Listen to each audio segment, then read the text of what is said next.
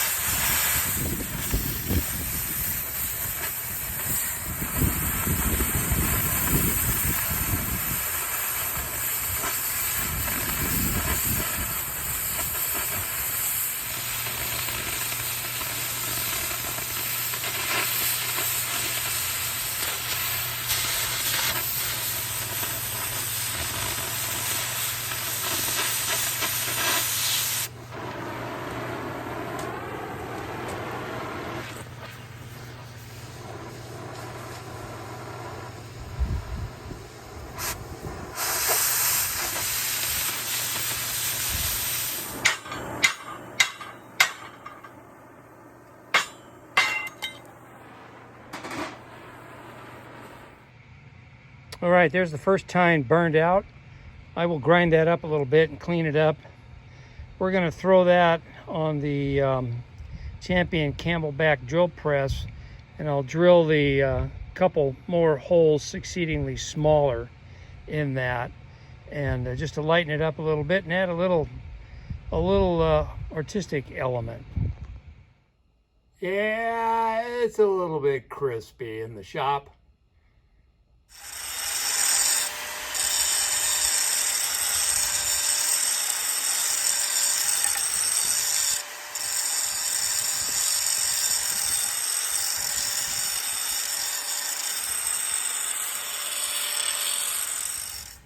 Okay, the first tine is done.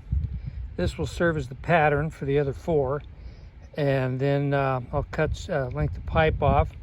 We'll get all of those tines fitted on the pipe, tack welded, and make sure everything's aligned, and weld them up.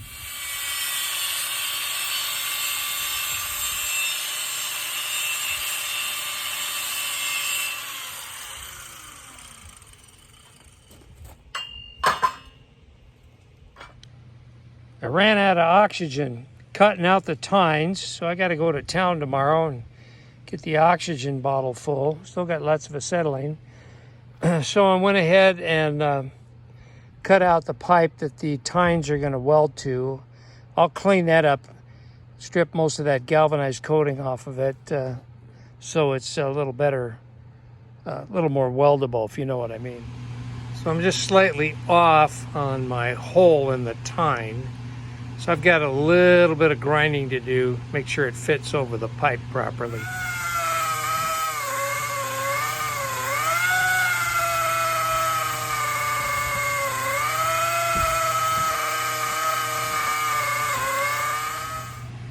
Well, that's more like it. Yeah, that looks good. So I have got a fresh bottle of oxygen, and I got a brand new welding jacket. So I'm going to burn out the rest of the tines, clean them up, grind them up, and get them laid out on the pipe, and then we'll fixture it up and start welding. Yeah, I got a little bit of grinding ahead of me here. At my age, eyesight and steady of hand come into play in a big way when welding and doing torch work.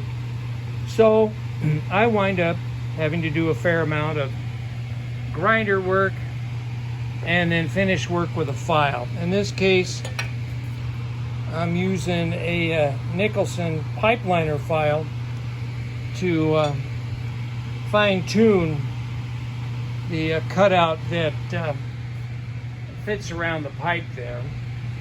The back piece is my pattern, and this is the first piece that I use the pattern for, and now I'm just finishing it off with a file.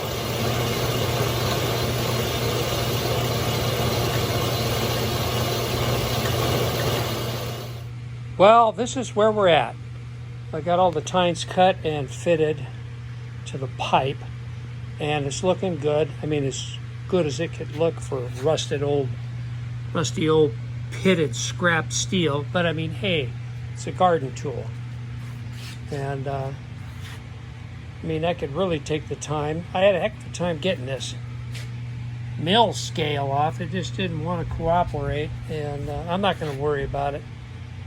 Like I say, it's a garden tool, and it's going to get dirty and it's going to get rusty again. So I'm rethinking drilling a couple of lightning holes here, you know, for lightening up the metal a little bit. I don't know if I'm going to do that or not. I mean, it would add a nice decorative element, but I don't know. I'm still on the fence. So what I'm working on now is the brackets on the end for the handles. I'm trying to make up my mind whether to, sorry about the crappy camera work, to cut and notch and slide over the top, or just butt weld them to the end of the pipe. I've got 3 candidates out here. I started cutting this one in half and then I stopped, because I thought, well, these would be too short for butt welding to the end. No two are alike, so I got to think a little bit how I'm going to design these so they would best support the handle.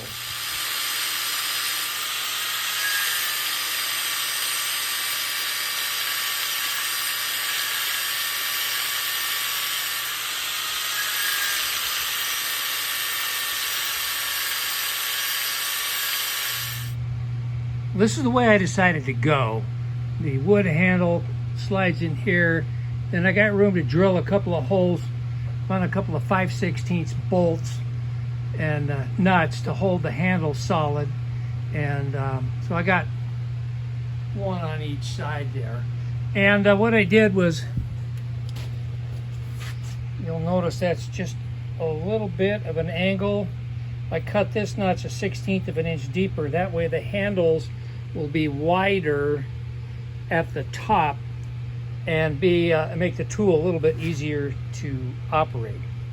So the next step is I've got to tack weld this thing all together, and then we'll cut some handles, and then we'll weld the whole thing up.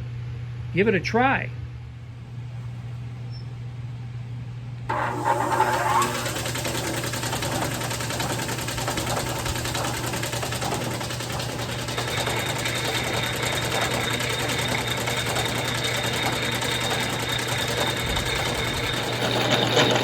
It's a little dull. I'm going to put a grind on it before I do the other brackets.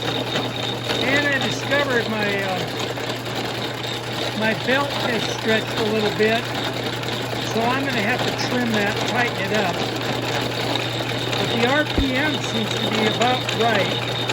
That's probably running about 250 RPM, and that's a 1.1 drill bit, so number 4 Morse taper. So yeah, this is working, other than I need a sharper bit. Okay, holes are all drilled in the tines, and I took the brackets and I got them on here squared, and I got marks on the pipe. What I'm going to do is tack weld one bracket, handle bracket, onto the pipe, and then I'm going to fit all of the tines on there, and then tack weld the other bracket on, lay out the spacing between the tines, and then start tack welding those onto the pipe.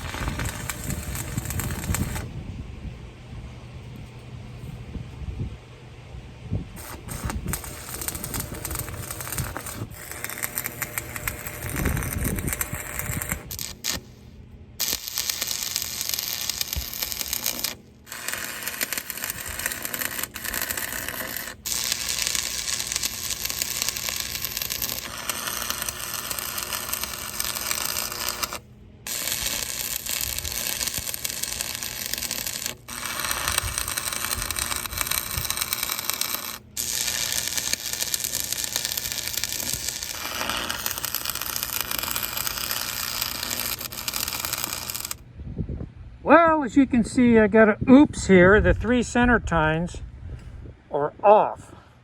So I'm going to cut the tack welds and then clamp each tine to this square tubing, double check square to the pipe, and then re-tack weld it.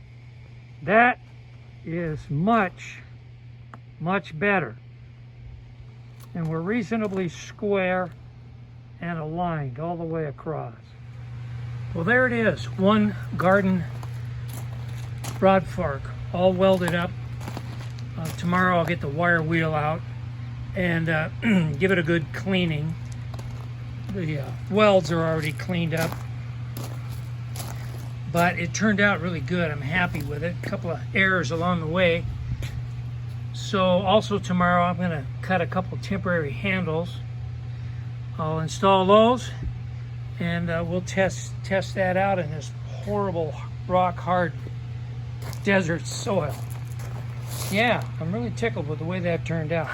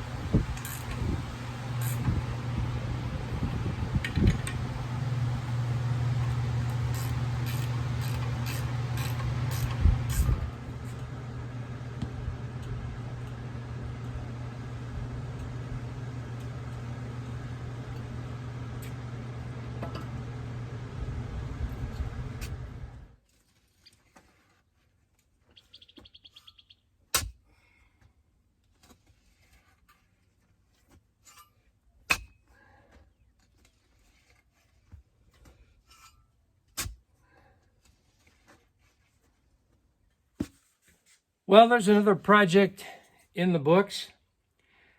I hope my son gets some really good use out of that broad fork in doing his garden plots.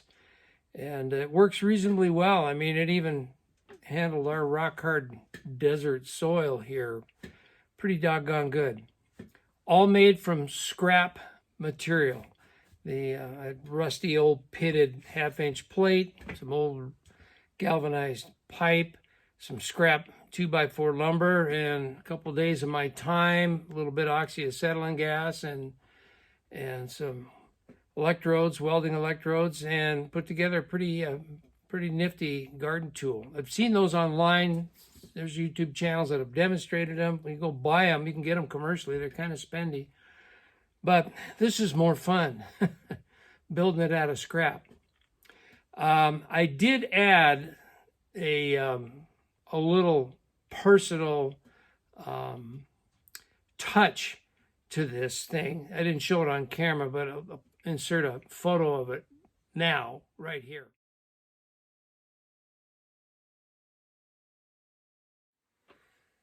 Those are the first initials of each family member in my son's family. And just a little personalized touch there. And yeah.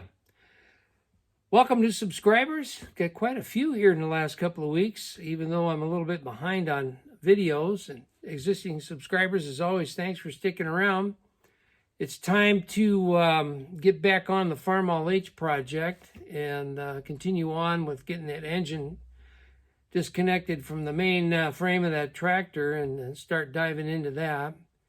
I've also got the Benson, Arizona 4th of July parade coming up. I don't know if I'm going to film any of that or not. I was going to take the road trip Treasure and run it in the parade, and then I discovered the bearing in the cross member that the input shaft of the transmission goes through is bad. The thing sounds like it's grinding itself apart, so I won't have that fixed in time. Might take the green bean, might take the old Ford 8N. Who knows? We'll see how it goes. Well, with that, I'm going to say thanks for watching, everybody, and we'll pick up again here real soon. Bye for now.